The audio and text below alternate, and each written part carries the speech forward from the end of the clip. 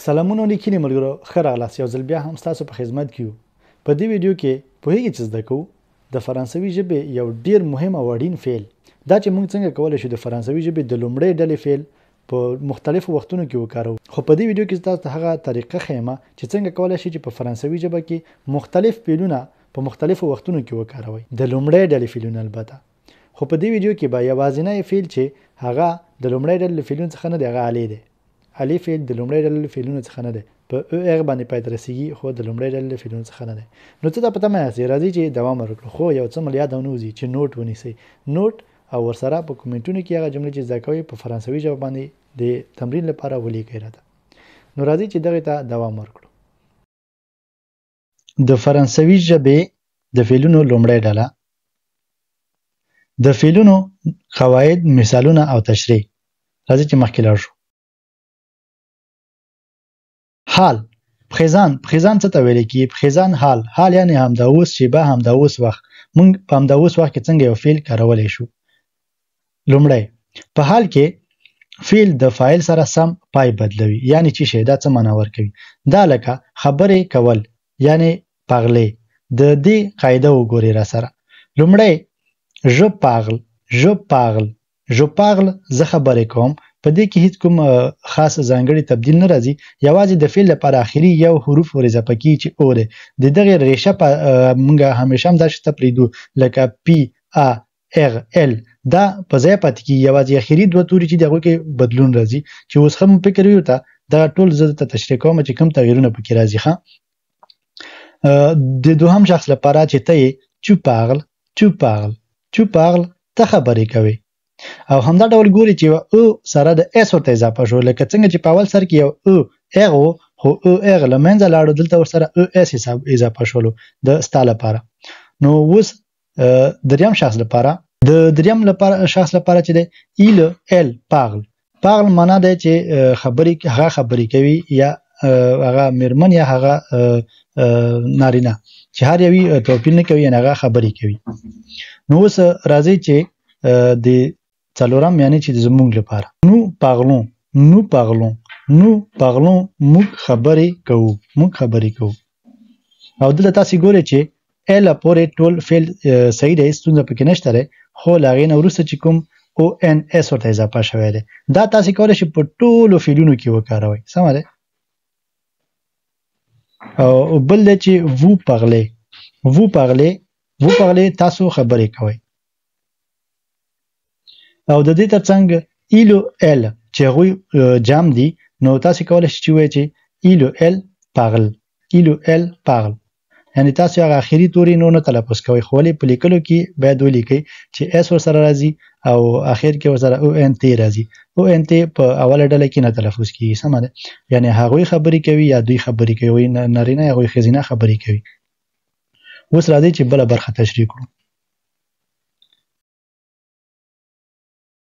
ښه ماضي passé composé څه ته ویل کیږي ماضي خو پیږي چې تیر وخت ویل کیږي په تیر وخت کې به موږ څنګه یو فعل کارو نو راځي چې دا هم زده کله چې موږ غواړو په تیر وخت کې یو فعل وکارو دا هم په یاد وسیږي یا په être یا په avoir باندې موږ دغه فعل کارو یعنی څنګه چې être یا avoir être چې د لرلو فعل د اوسېدلو فعل دی او avoir چې د لرلو فعل دی نو اوس راځي چې دا بل وروسته بیا تاسو ته وایم په بل ویډیو کې چې څنګه کولای شو چې être او avoir سره جدا کړو او سره بیل کړو چې کوم وخت کې موږ avoir فعل وکړو کوم وخت کې موږ د être فعل وکړو خو اوس راځي چې په دې ویډیو کې به تاسو د همدغه د parler فعل په اړه لنډ تشریح او معلومات درکړم سم ده نو د parler فعل بیلګه یا قاعده وا تشریح کړو سم ده ګوره د parler لپاره j'ai parler تاسو یوازې د فعل د هر ضمیر سره د être د avoir فعل یو ځای کوئ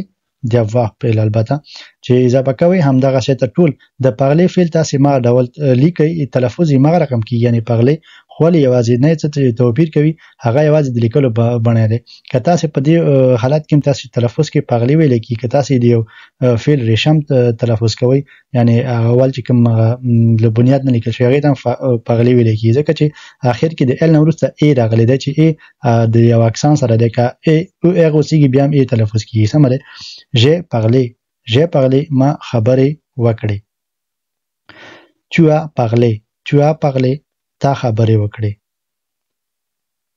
یا تا خبرې کړې دي. البته په کې لیکلو کې لږ ستونزه راغلې ده، زما کیبورډ له لارې بخښنه غواړم.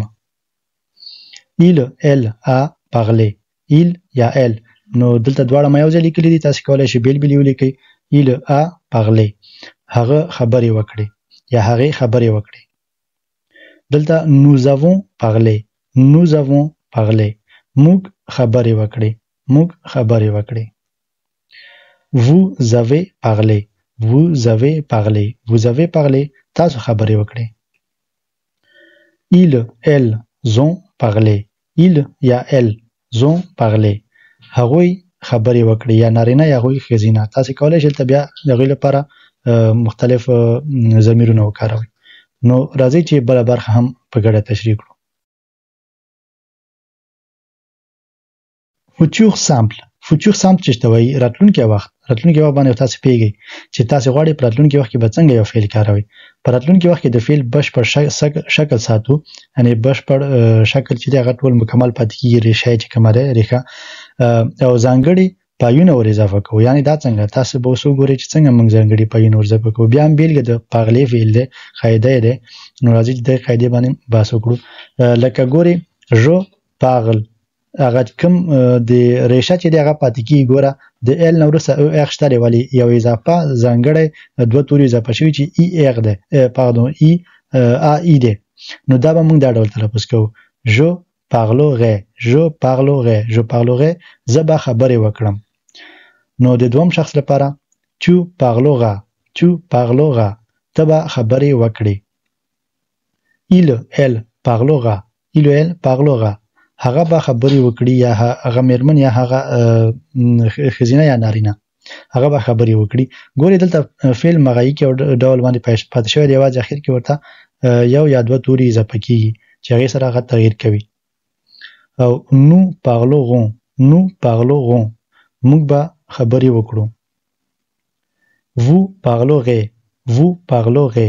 parlerez تاسو به خبرې وکړئ. il ou elle parleront هغوی به خبرې وکړي.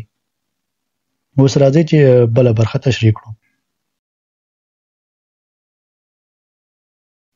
نورې بیلګې د لومړۍ ډلې فعلونه هغه همدا ډول دی. لوبې کول ژوې لوبې کول دي، او بل چې دی مینه کول دي ایمې چې دی مینه کول دي. ګوره هغه فعلونه چې په هغه باندې پای ته رسېږي هغه ټول د لومړۍ ډلې له فعلونو څخه دي. خو دلته مې یو څه ته پام وي چې الې چې په هغه باندې پای ته رسېږي هغه د لومړۍ ډلې له فعلونو څخه نه دی. سمه دی الې. زه ته غواړم ما تاسو نوټ ونیسم دلته چې کولی شئ هغه تاسو بیا د لومړۍ ډلې په فعلونو کې رانولئ. سمه دی. نو همدا ډول شانتې دی. شانتې سندرې ویل دي، سندرې ویل یعنی شانتې. او بل چې دی کتل غوږاردې کتلو ته ویل کېږي چې دا هم د لومړۍ ډلې فعلونو څخه دی. او بل چې دی نڅا کول دانسې نڅا کول.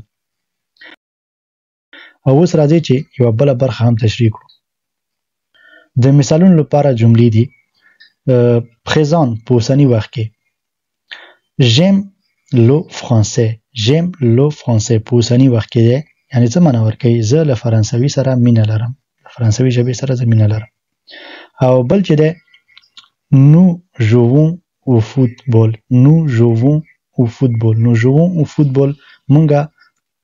مونږ فوټبال لوبوو یا مونږ فوټبال لوبه کوو. او بل چې دی د مثالونو لپاره یو څه نورې جملې دي. دا په پاسې کمپوزې یعنی ماضي وخت کې j'ai dansé toute la nuit ما ټوله شپه نڅا وکړه چې هیڅ امکان نه لري. بله جمله ده il a regardé un film هغه فلم ولیده، هغه یو فلم ولیده په تیر وخت کې دی که نه. اوس راځي یو څه نورې جملې دي چې دا په فوچور سامپل په راتلونکي وخت کې دي. tu parleras français bientôt دا پرته له شکه څه معنا ورکوي؟ ته به ژر فرانسوي خبرې وکړې. او بل چې دی nous danserons demain موږ به سبا نڅاو. ښه ملګرو، که چیرې دا ویډیو تاسو تر پایه لیدلی وي نو په اخر کې راته ولیکئ چې ویډیو مو تر پایه ولیدله، نو زه وګورم چې څونه پاره ویډیو تر پایه لیدلې ده. او دې لپاره چې زه وکولی شم نورې ویډیوګانې هم تولید کړم، نورې ویډیوګانې هم جوړې کړم، نورو ته هم وخت ورکړم. که چیرې څوک لیدونکي نه وي نو ویډیو به چاته جوړو، خو زه بیا هم که چیرې یو نفر هم اوسېږي ویډیو جوړوم، تاسې بېغمه شئ. خو که چیرې بیا هم تاسې غواړئ زه په کومه بله ځانګړې برخه کې ویډیو جوړه کړم، نو حتما راته د کمنټ په برخه کې دا هم ویلی شئ. او که ما نه کومه غلطي شوي، تېروتنه شوي وي، نو کولی شئ نیوکه مو راته د کمنټ په برخه کې ولیکئ. تر بلې ویډیو هم په لاس سپارم. ښې چارې، ښه وختونه. د الله په امان.